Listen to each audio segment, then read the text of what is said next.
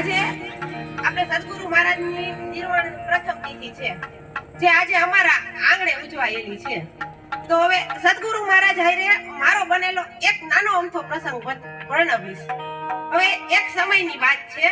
સદગુરુ મહારાજ જમી પરવડીને નિરાતે એના રૂમમાં બેઠા હતા અને મારે ત્યાંથી નીકળવાનું થયું. તો મને કે રાધિકા આયા આવો, ઈ કે મારે તમને એક સવાલ પૂછવો છે. મેં કીધું હું? તો કે આયા બેહો. હું તો બેઠી. મને કે મને એટલું કયો તમે કોણ? હવે પહેલી વાર આપણને કોઈ પૂછે એટલે આપણને શું મનમાં આવે? હું કોણ એટલે મારું નામ. મેં કીધું હું રાધિકા.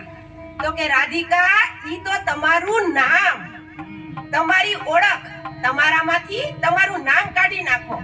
હવે મને કયો તમે કોણ? હવે થયું ડીંડવાણું. મેં કીધું હાર તો મનાય નહીં. મેં કીધું હું તમારા દીકરાની વધુ પુત્ર વધુ તમારી વહુ. તો કે ના, ઈ તો આ બધાય તમારું રૂપ જોઈને તમને લઈ આવ્યા. તમે દેખાવડા હતા એટલે ઈ કે પૈણીને લાવ્યા. લુલા લંગડા બાડા બોબડા હોત તો કોઈ નો લાવે તમને. હવે તમારામાં ઈ રૂપ નથી તમારું. હવે મને કયો તમે કોણ? ઈ કે હવે મોટું ડીંડવાણું થયું, પણ એમ તો કાઈ હાર મનાય નહીં.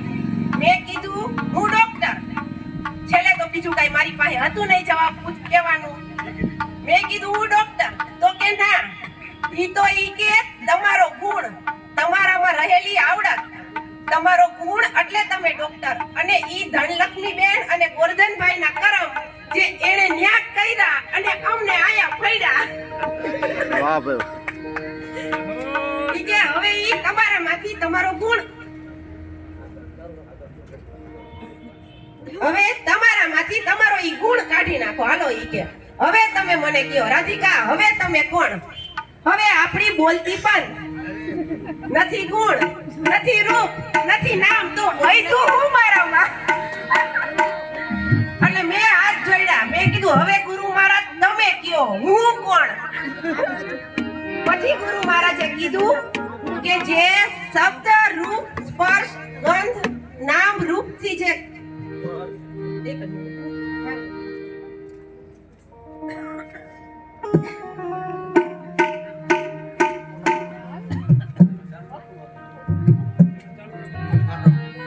નામ રૂપ અને ગુણથી પર છે, જે અજર અમર અને અવિનાશી છે, એટલે કે જે જન્મતોય નથી અને જે મરતોય નથી, એ જે આત્મ તત્વ છે ઈ એટલે તમે, બાકી બધુંય નકામું.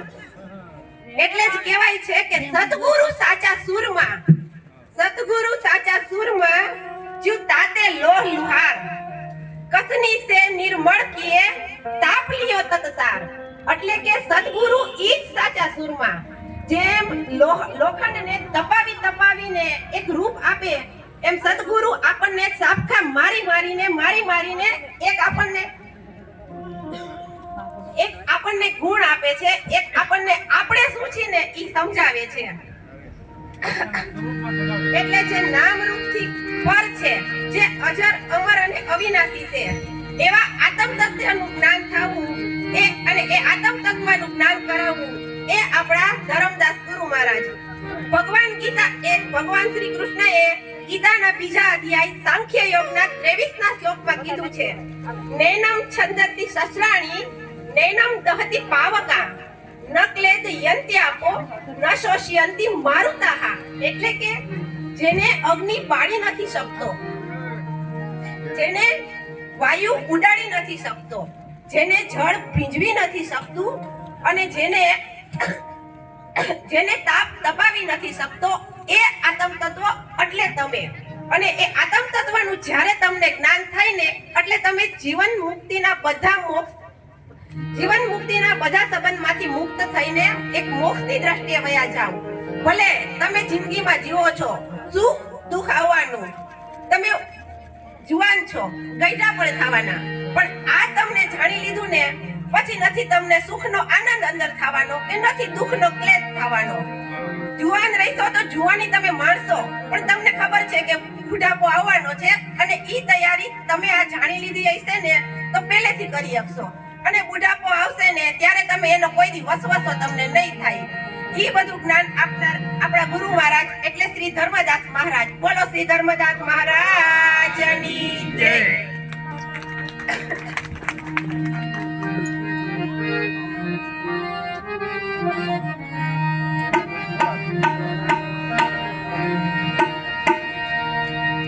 આત્મજ્ઞાન જણાયું એવું મારે, આત્મજ્ઞાન જણાયું રે. એક જન્મ એવું મારે, આત્મજ્ઞાન જણાયું રે.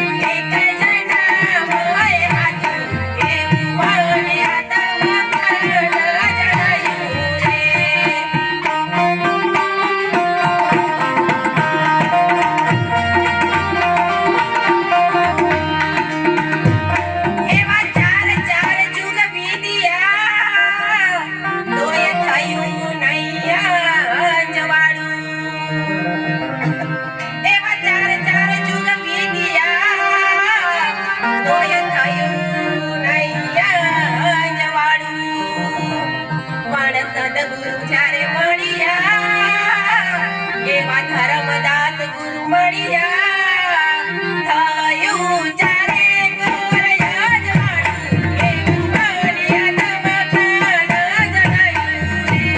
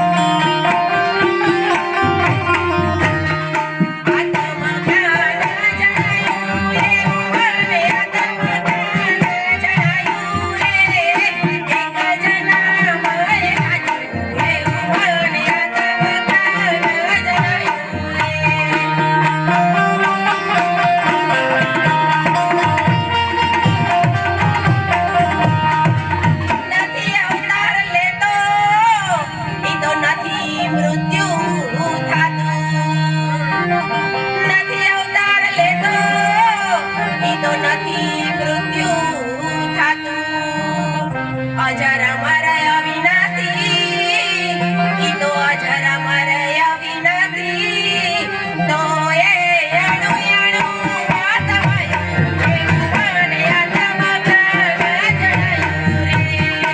અણુ અણુ વાસવાયું, એવું મને આત્મજ્ઞાન